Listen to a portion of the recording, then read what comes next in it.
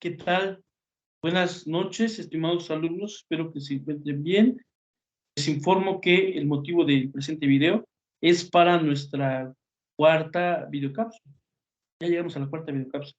Pero bueno, antes de comenzar con el desarrollo de esta videocápsula, es importante comentarles que en esta semana 4, pues vamos a trabajar con dos actividades. ¿Cuáles son las dos actividades que vamos a trabajar en esta semana número 4? La primera de ellas es un entregable, es un producto, que es un diagrama de flujo que vamos a explicar más adelante. Además de esa actividad, vamos a trabajar también con un cuestionario. Ese cuestionario, pues obviamente se va a desprender de lo que hablemos en esta videocápsula y también del propio contenido de, obviamente, el material que se encuentra en plataforma. Entonces, lo repito una vez más. Recuerden que esta ya es nuestra cuarta videocápsula. En esta cuarta videocápsula, estimados estudiantes, bueno, pues vamos a abordar dos actividades. ¿Cuáles son esas dos actividades? La primera de ellas es un producto, es una actividad que nosotros le vamos a llamar diagrama de flujo. Y la segunda actividad es un cuestionario, ¿vale? Es un cuestionario que se desprende de los temas que vamos a hablar en esta videocápsula y además también, pues se desprende de material que pueden ustedes encontrar en plataforma. Pero bueno, vamos a trabajar de manera ordenada y lo primero que vamos a abordar, lo primero que vamos a analizar obviamente es el diagrama de flujo. Bueno, antes que nada, pues recuerden que el diagrama de flujo es una secuencia que tiene un inicio y tiene un final. Deben señalar muy bien cuál es el inicio de los temas y cuál es el final, ¿vale? Además de eso, en un diagrama de flujo, recuerden que pues se les pide que se utilicen varias figuras geométricas, círculos, romboides, cuadrados, rectángulos. Pueden utilizar realmente triángulos, varias figuras geométricas para el desarrollo de su trabajo. Pero bueno, vamos a señalar cuál es el propósito del diagrama de flujo. El propósito del diagrama de flujo es que ustedes como alumnos comprendan cuáles son las principales características que se desprenden de las instituciones sociales. ¿Sale? Recuérdenlo. ¿Cuál es la finalidad o cuál es el propósito del diagrama de flujo? Es que ustedes como alumnos comprendan cuáles son las principales características que se desprenden de las instituciones sociales. Otra situación que también debemos tomar en cuenta son las instrucciones. Esa, pues es una situación muy importante desde mi punto de vista y vamos a revisar cada una de ellas. La primera instrucción es que revisen y analicen el contenido de la semana. Además de que van a revisar y van a analizar el contenido de la semana, otra instrucción muy importante es que van a consultar la rúbrica de evaluación. ¿Para qué es importante consultar la rúbrica de evaluación? Para que ustedes conozcan cuáles son los aspectos que deberán cubrir durante el desarrollo de esta actividad. Además de esa indicación, pues viene la que sin duda es la indicación más importante para esta actividad. La indicación más importante para esta actividad es que deben investigar información suficiente sobre las principales características que se desprenden de las instituciones sociales, tomando en cuenta los siguientes elementos. Lo vuelvo a comentar. La indicación, que sin duda alguna es la más importante, es la número 3, y dicha indicación consiste en que investiguen información suficiente sobre las principales características que se desprenden de las instituciones sociales, tomando en cuenta los siguientes elementos: lo que es la familia, lo que es el Estado y lo que es la sociedad. Recuerden que los aspectos más importantes que van a abordar, que van a señalar en su trabajo son los siguientes: lo que es la familia, lo que es el Estado y lo que es también la sociedad. Además de lo que les estoy comentando, bueno, pues una observación muy importante que les debo hacer es que el formato recomendable para que me entreguen su actividad es PDF. ¿Por qué les recomiendo que me entreguen su actividad en formato PDF? Porque es un formato que difícilmente se altera, porque es un formato universal, no se modifica, ¿vale? Luego he tenido la mala experiencia, pues, de asentarles o registrarles una calificación reprobatoria. Les voy a decir por qué. Porque resulta que el formato que me enviaron no es compatible, porque el formato que me enviaron no lo puede leer ni la plataforma ni la computadora de su servidor. Entonces, es muy importante que tengan cuidado con el formato para que no les afecte a ustedes en cuanto a su calificación. Además de eso, otra recomendación, otra instrucción muy importante que deben tomar en cuenta, obviamente, es que tengan cuidado con la actividad que me mandan, tengan cuidado con el archivo que me mandan. También me he visto en la penosa necesidad, pues obviamente, de asentar o registrar calificaciones reprobatorias. Esto es porque me mandan trabajos de otra materia o se limitan a mandarme rúbricas. Entonces deben mandarme la actividad correspondiente. Pero bueno, además de es lo que les estoy comentando, otra situación que deberemos tomar en cuenta, estimados alumnos, es obviamente los indicadores de la rúbrica. El primer indicador que vamos a encontrar de la rúbrica, estimados estudiantes, es la carátula o datos de identificación. Por lo que respecta a la carátula o datos de identificación, recuerden que su carátula deberá contener los siguientes aspectos: el nombre de la escuela, ya saben que el nombre de la escuela es Universidad Grupo ISIMA. Además de ese indicador, deberán señalar el nombre de la asignatura. El nombre de la asignatura, también ya lo saben, es Sociología Jurídica. Además del nombre de la asignatura, deberán señalarme cuál es el nombre de la actividad. Recuerden que el nombre de esta actividad, el nombre de este producto, es un diagrama de flujo.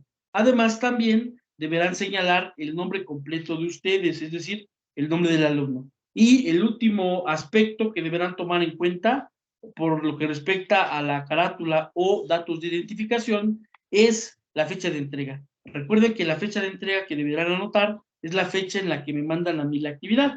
Pero bueno, además de esta situación, deberemos tener cuidado en cuanto a la profundización en el tema.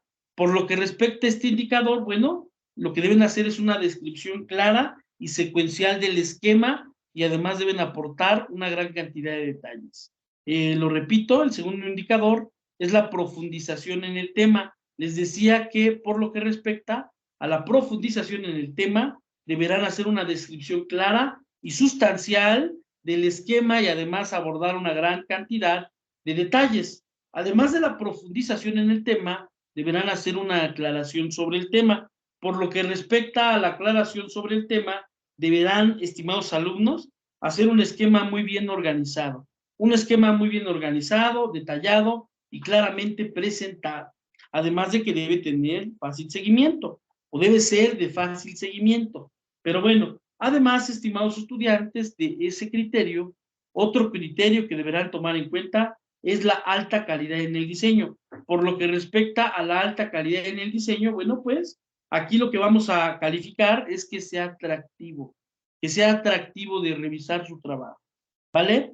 Y bueno, pues ya para finalizar, las fuentes de consulta. Les piden, estimados estudiantes, que consulten a algunos autores, o les piden más bien que señalen en su trabajo qué autores consultaron para hacerlo. Si no cumplimos con alguno de los indicadores, o si cumplimos de manera deficiente con los indicadores que nos señala la rúbrica, obviamente que bajará nuestra calificación. Pero bueno, si no tenemos alguna duda, si no tenemos alguna observación con lo que hemos estado comentando, pues ya vamos a empezar con el desarrollo de nuestros temas. Para esta semana, número 4, son temas muy sencillos que vamos a abordar. ¿Cuáles son esos temas muy sencillos que vamos a abordar? El primero de ellos, bueno, pues es la familia desde un punto de vista sociológico. Además de abordar lo que es la familia desde un punto de vista sociológico, también vamos a hablar un poquito de lo que es el Estado. Además del Estado, vamos a abordar también lo que es la sociedad como tal. Entonces vamos a empezar a abordar nuestros temas. Recuerden que lo primero que vamos a abordar es la familia desde un punto de vista sociológico.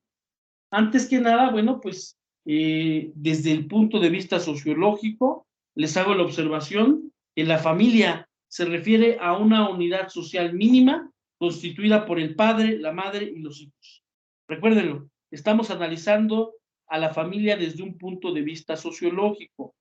Por cierto, antes de que se me olvide, recuerden que el cuestionario se desprende de lo que vamos a hablar en esta videocápsula y de además el material que pueden encontrar en plataforma. Dicho eso, ahora sí retomamos el tema. Estamos hablando de la familia desde un punto de vista sociológico. Les decía que según la sociología, el término familia se refiere a una unidad social mínima constituida por el padre, la madre y los hijos. Además de eso, es importante comentar que la familia es el pilar más importante de la sociedad, porque dentro de ella se transmiten principios, virtudes y valores. entre los cuales podemos encontrar el afecto, la comprensión, el respeto por la individualidad, el compromiso, la comunicación, la justicia, la tolerancia, la honestidad y la empatía. Todos esos valores, todas esas virtudes son muy importantes para relacionarse con la sociedad. Aunque hoy en día, pues les hago la observación que se están perdiendo los valores, se están perdiendo sus principios, se están perdiendo esas virtudes. Nosotros como estudiantes de universidad, como estudiosos del derecho, no debemos perder jamás de vista esos principios. Les voy a comentar una frase muy bonita que yo escuché cuando era universitario. Nunca debemos anteponer los seres humanos nuestras pasiones a nuestros principios. Están siempre los principios por encima de las pasiones. Pero bueno, vamos a precisar que podemos encontrar varias familias o varios tipos de familias. De acuerdo al material que ustedes pueden consultar en plataforma, podemos encontrar las familias monoparentales, podemos encontrar también las familias biparentales, podemos encontrar además las familias ensambladas y podemos encontrar también a la familia acogida. Recuerden que podemos encontrar, estimados estudiantes, varios tipos de familia. ¿Cuáles son los tipos de familia que podemos encontrar? Primeramente encontramos a las monoparentales. Las familias monoparentales son aquellas conformadas por uno o más hijos y la madre o el padre. ¿Sale? Recuérdenlo, las familias monoparentales son aquellas conformadas por uno o más hijos y la madre o el padre. Además, podemos encontrar las familias biparentales. ¿Cuáles son las familias biparentales? Son aquellas conformadas por una pareja y su hijo o sus hijos. Recuérdenlo, las familias biparentales son aquellas que van a estar conformadas por una pareja y su hijo o bien sus hijos. Además, podemos encontrar, recuérdenlo, a las familias ensambladas. ¿Cuáles son las familias ensambladas? Las familias ensambladas son las conformadas por dos personas que se unen y una de ellas o ambas ya tienen hijos o hijas. Recuerden que podemos encontrar a las familias ensambladas. ¿Cuáles son las familias ensambladas? Son aquellas conformadas por dos personas que se unen y una de ellas o ambas ya tienen hijos o hijas. Además de las familias ensambladas, podemos encontrar, estimados estudiantes, a la familia de acogida. La familia de acogida son las conformadas por menores que no son descendientes de los adultos, pero han sido acogidos legalmente por ellos de forma urgente, temporal o permanente. Lo vamos a comentar una vez más. Les decía que otra familia que podemos encontrar es la familia de acogida. La familia de acogida son las conformadas por menores que no son descendientes de los adultos, pero han sido acogidos legalmente por ellos de forma urgente, temporal o permanente. Un ejemplo de esta familia de acogida, pues pueden ser las personas adoptadas, ¿no? Pero bueno, vamos a continuar si es que no hay duda. Y bueno, otra situación que debemos abordar es la familia desde el punto de vista jurídico, ¿verdad? La familia desde el punto de vista del derecho. Primeramente, debo comentarles que la familia, desde el punto de vista del derecho, es la primera forma de organización social y uno de los derechos humanos fundamentales. Lo comentamos una vez más. Les decía que ahora nos toca un poco analizar la familia desde el punto de vista jurídico. Les decía que la familia va a ser considerada como la primera forma de organización social y además uno de los derechos fundamentales. Ahora, ¿cuál es el fundamento legal y además fundamento constitucional de la familia? El fundamento legal y además constitucional de la familia es el artículo 4 de la Constitución Política de los Estados Unidos Mexicanos. Ese precepto legal, es decir, el artículo 4 de la Constitución Política de los Estados Unidos Mexicanos, establece que la mujer y el hombre son iguales ante la ley y esta protegerá la organización y el desarrollo de la familia. Además de lo anterior, ese mismo precepto legal, es decir, el artículo 4 constitucional, establece que toda familia tiene derecho a disfrutar de una vivienda digna y decorosa. De igual manera, establece ese precepto legal que la ley establecerá los instrumentos y apoyos necesarios con el fin de alcanzar el objetivo de la familia. Pero bueno, además de lo que hemos comentado, otra situación que vamos a abordar es como tal el Estado, ¿sale? El Estado desde un punto de vista sociológico, obviamente.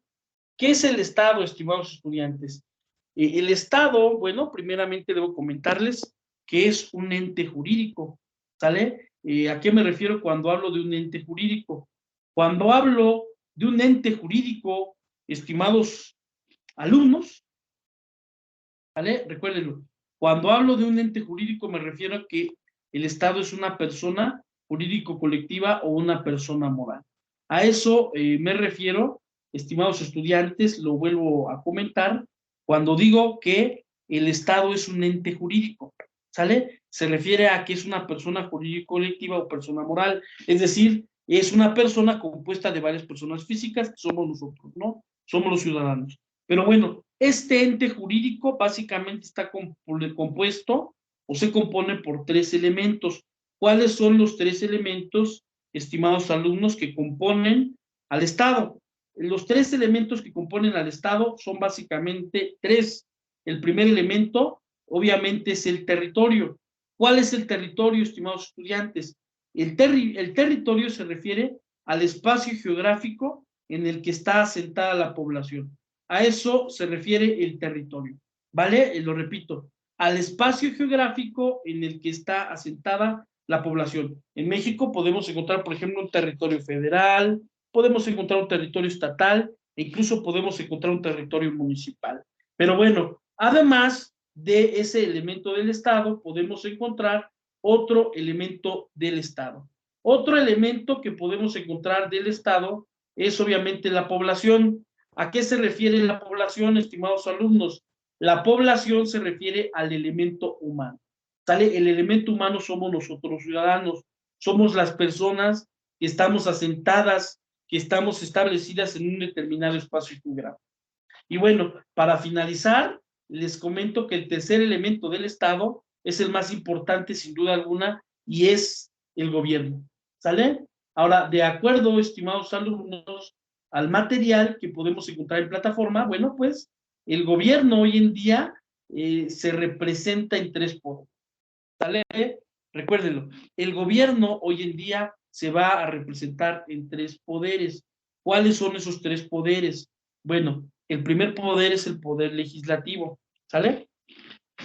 Ahora, a nivel federal es importante comentarles que el poder legislativo se deposita en un Congreso de la Unión. Ese Congreso de la Unión se constituye por un sistema bicameral, es decir, se constituye por dos cámaras, ¿vale? Cuando hablamos, lo vuelvo a comentar, de un sistema bicameral, estamos hablando de dos cámaras, la Cámara de Diputados y la Cámara de Senadores, ¿vale?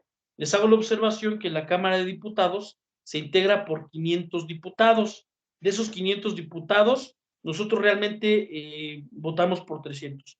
¿Por qué les comento que nosotros votamos por 300 diputados? Bueno, pues porque México se compone por 300 distritos electorales federales. Entonces, recuérdenlo, a nivel federal votamos nosotros los ciudadanos por 300 diputados.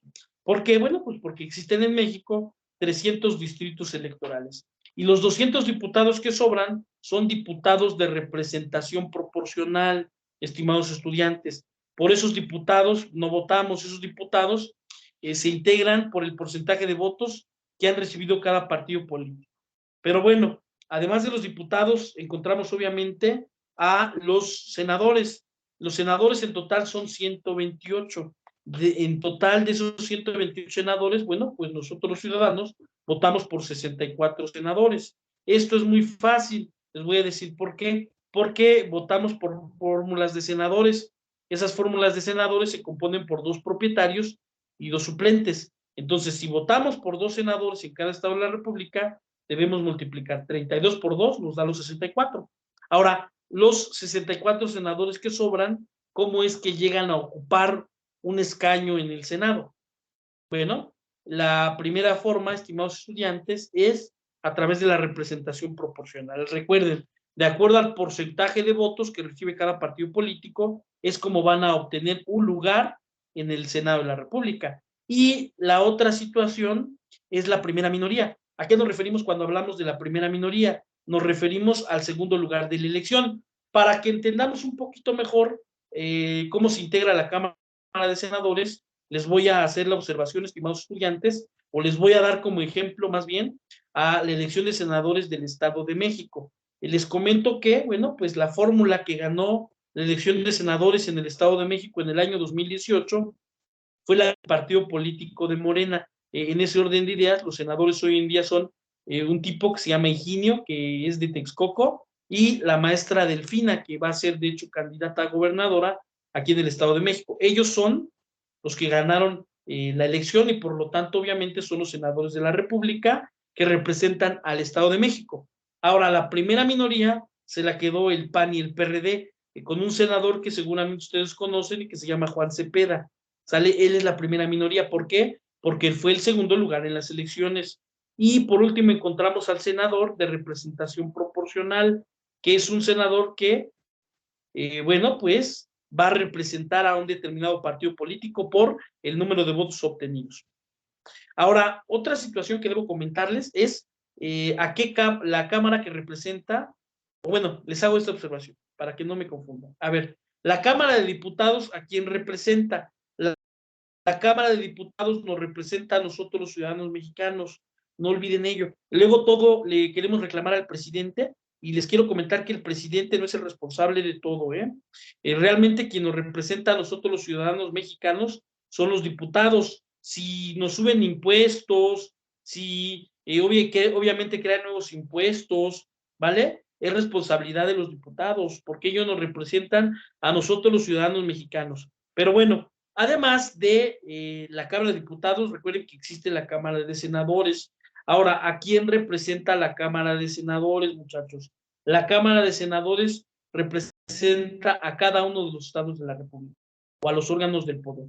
Pero bueno, en este orden de ideas podemos decir que la Cámara Alta es la Cámara de Senadores y la Cámara Baja es la Cámara de Diputados. ¿Por qué? Porque ellos son nuestros verdaderos representantes como ciudadanos mexicanos. Pero bueno, si no hay alguna situación, hasta el momento vamos a continuar ahora precisando de qué se encarga el poder legislativo.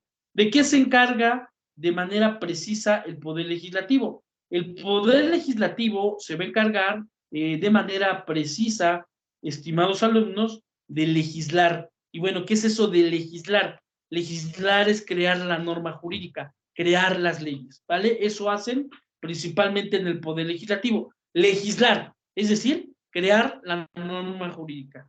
Además del Poder Legislativo, podemos encontrar al Poder Ejecutivo. El Poder Ejecutivo a nivel federal se va a depositar en un presidente de la República. Recuerden, el Poder Ejecutivo a nivel federal se va a depositar obviamente en el Poder Ejecutivo. Podemos decir entonces que el Poder Ejecutivo es un órgano unipersonal. ¿Por qué es un órgano unipersonal? Porque se deposita en una sola persona llamada presidente de la República. Ahora, ¿qué es lo que hace ese presidente de la República? Estimados estudiantes, ese presidente de la República tiene varias funciones. La primera función es que es un jefe de Estado. ¿Qué hace el presidente de la República como jefe de Estado?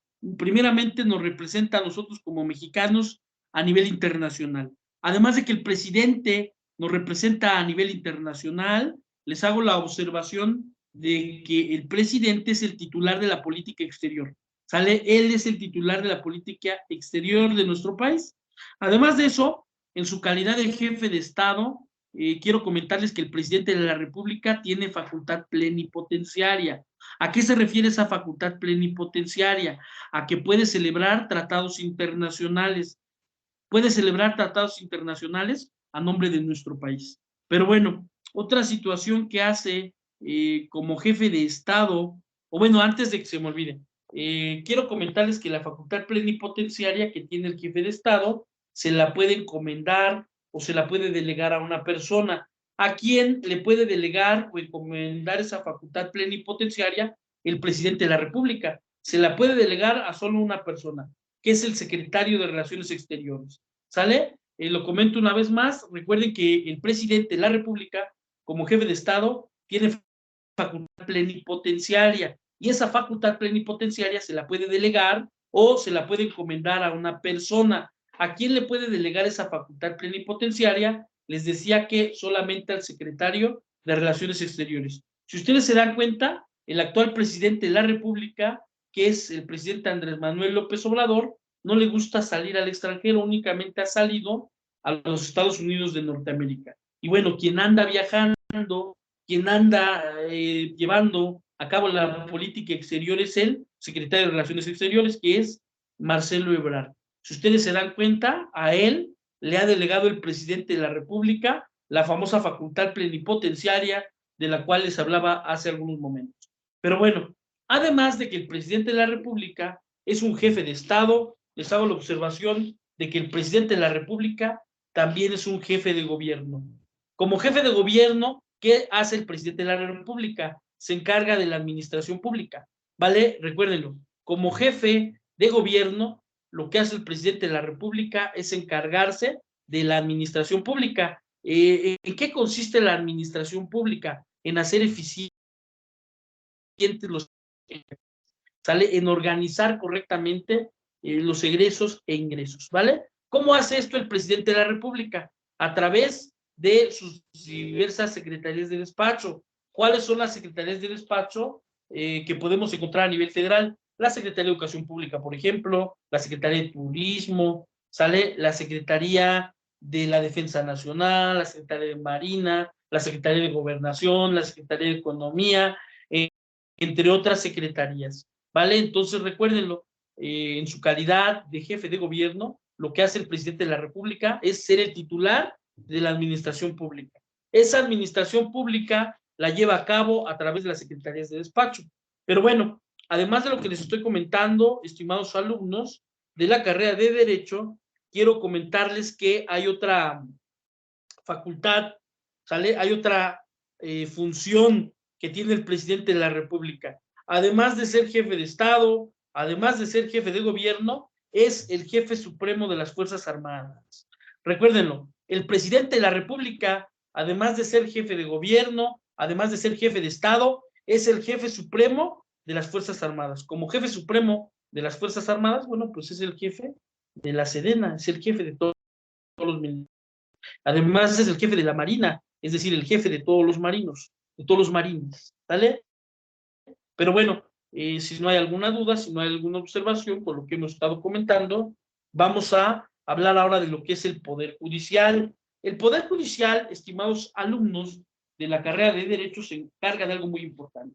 Se encarga de la administración e impartición de justicia.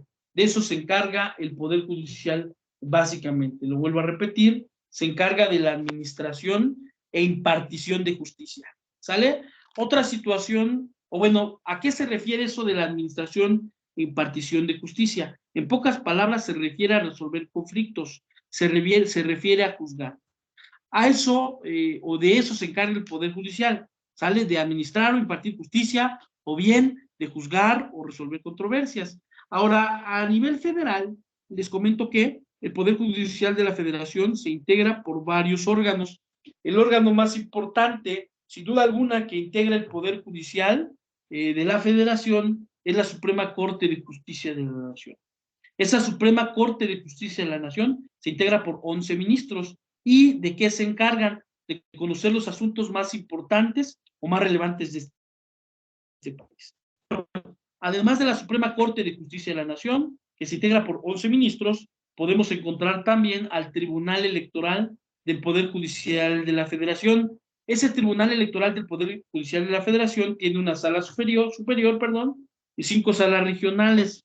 La sala superior del Tribunal Electoral del Poder Judicial de la Federación se integra por 7 magistrados electorales.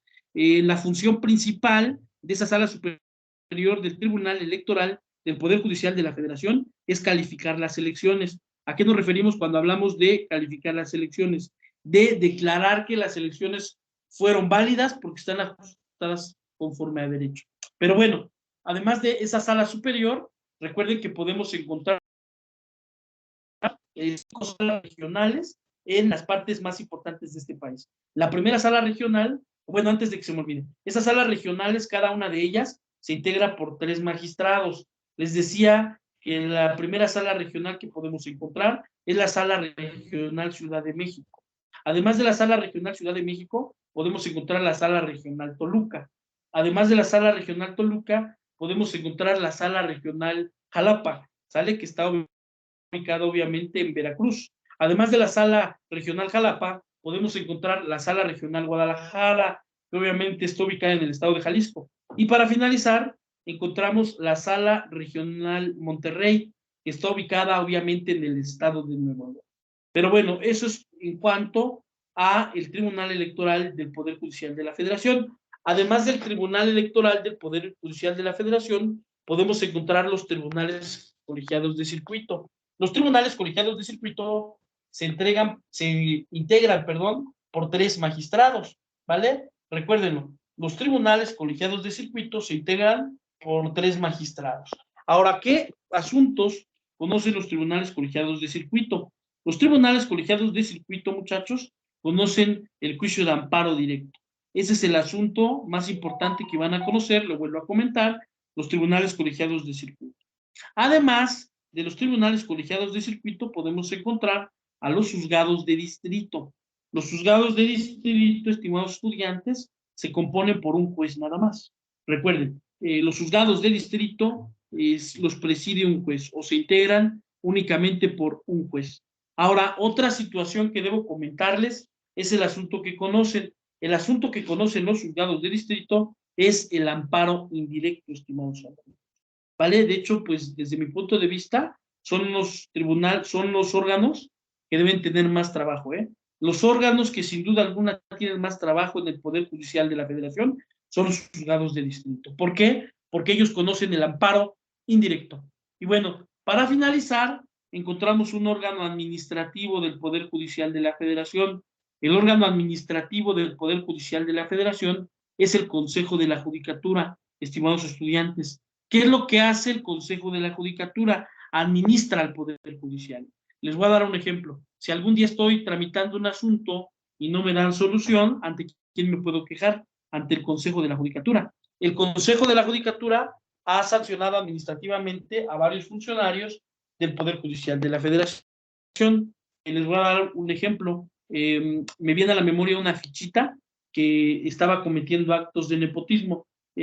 ¿A qué me refiero con actos de nepotismo? Estaba beneficiando a familiares, ¿sale? Era un magistrado de Durango. Ese magistrado de Durango tenía básicamente a 50 o a más de 50 personas trabajando en ese tribunal. Obvio que cuando el consejo se dio cuenta de esto, lo destituyó y también destituyeron a todos sus familiares porque estaban llevando a cabo actos de nepotismo. Otro ejemplo de sanciones de la judicatura es de otra fichita. Esta fichita, bueno, pues lo que estaba haciendo, estimados estudiantes, básicamente era vender exámenes. ¿Sale? Les hago la observación que las plazas del Poder Judicial de la Federación se compiten, se hacen exámenes de conocimientos para tratar de adquirir o tratar de competir por una plaza. Les hago la observación, pues que esta fichita de la que les estoy hablando vendía los exámenes y no a cualquier precio, vendía los exámenes en no menos de 100,000 pesos.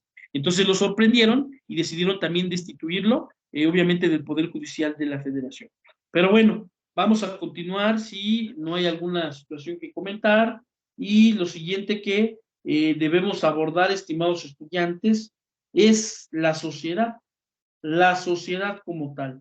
Ese es el tema con el que vamos a cerrar nuestra sesión del día de hoy, la sociedad. Lo primero que debemos abordar, lo primero que debemos comentar es que el término sociedad proviene del latín societas, ¿sale? Y deriva de la voz socius, que se traduce como aliado o compañero. Y lo vuelvo a comentar una vez más. Recuerden que el último tema con el que vamos a cerrar esta sesión, por cierto, es el de la sociedad. Les decía que el término sociedad proviene del latín societas, deriva de la voz socius y se traduce como aliado o compañero. En ese orden de ideas, el término o el significado etimológico de la palabra sociedad es una acción de cooperación mutua. Eso significa, desde un punto de vista etimológico, la palabra sociedad, recuérdenlo, una acción de cooperación mutua. Además de lo que he estado comentando, otra situación que debo comentarles es que la sociedad se integra por un número de individuos que se unen por lazos similares de comunicación y organización y se enfocan a la satisfacción de las necesidades comunes. Recuerden que seguimos hablando de lo que es la sociedad. Les decía que la sociedad se va a integrar por un número de individuos que se unen por lazos similares de comunicación y organización y se enfocan a la satisfacción de las necesidades comunes. Además de ello, es importante comentarles que desde un punto de vista sociológico o bien para la sociología, la sociedad es la parte más importante de estudio porque se enfoca más que nada a observar los acontecimientos que se suscitan en la propia sociedad. Recuerden que seguimos hablando de la sociedad y les decía, estimados alumnos, que para la sociología o desde un punto de vista sociológico, la sociedad es la parte más importante de estudio. ¿Por qué? Porque se enfoca más que nada en observar los acontecimientos que se suscitan en la sociedad. Además de ello, les comento que la sociedad, desde un punto de vista sociológico, ¿sale? Desde un punto de vista social, analiza cómo está integrada, cuáles son sus costumbres principales, sus tradiciones, su religión, y la compara con otra para que de ese modo se den a conocer las semejanzas y diferencias, así como la forma en que se adquieren las costumbres de otras sociedades, ya sea por costumbre o por violencia, es decir, a través de una conquista o de una invasión. Lo comento una vez más. Les decía que la sociedad, o más bien, la sociología, ¿vale? La sociología va a analizar, estimados alumnos, cómo se integra la sociedad. ¿Cuáles son sus costumbres principales, sus tradiciones, su religión? Y la va a comparar además con otra sociedad para que de ese modo se den a conocer sus semejanzas y diferencias, así como la forma en la que adquiere costumbres de otras sociedades, ya sea por costumbre o por violencia, es decir, a través de una conquista o de una invasión. Un ejemplo de ello, bueno, pues fue lo que sucedió en la conquista de México. En la conquista de México, bueno, pues recuerden que los españoles, a través de la violencia, le impusieron a los indígenas su religión, sus costumbres y sus lenguas. Pero bueno, estimados alumnos, antes de terminar nuestra sesión, les recuerdo que para esta semana vamos a trabajar con dos actividades muy importantes. La primera de ellas es un diagrama de flujo, mismo que ya expliqué. Este diagrama de flujo, recuerden que lo van a hacer sobre las principales características que se desprenden de las instituciones sociales, tomando en cuenta los siguientes elementos, lo que es la familia, lo que es el Estado y la sociedad. Además de esa actividad, otra actividad muy importante en la que van a participar, recuerden que es un cuestionario, sale ese cuestionario de dónde se desprende primeramente del material que pueden encontrar ustedes en plataforma, y además también se desprende de la presente videocápsula que he grabado para ustedes. Pero bueno, les hago la observación que si tienen alguna duda, que si tienen alguna observación con respecto a lo que abordamos en esta videocápsula, no se preocupen, todavía nos podemos ver en la clase que vamos a tener los días lunes. En esa clase que tenemos en vivo los días lunes, pues obviamente que me pueden externar sus dudas o cualquier observación que tengan. Pero bueno, de antemano les agradezco por su atención, espero que esta videocápsula haya sido de su agrado y les reitero que si tienen alguna duda, sin ningún problema, bueno, pues nos conectamos a nuestra clase de los días lunes y ahí atendemos cualquier duda. Nuevamente les agradezco mucho su atención y ya no les quito más su tiempo. Que tengan excelente tarde o excelente noche, dependiendo del momento en que me estén escuchando o que estén viendo esta videocápsula.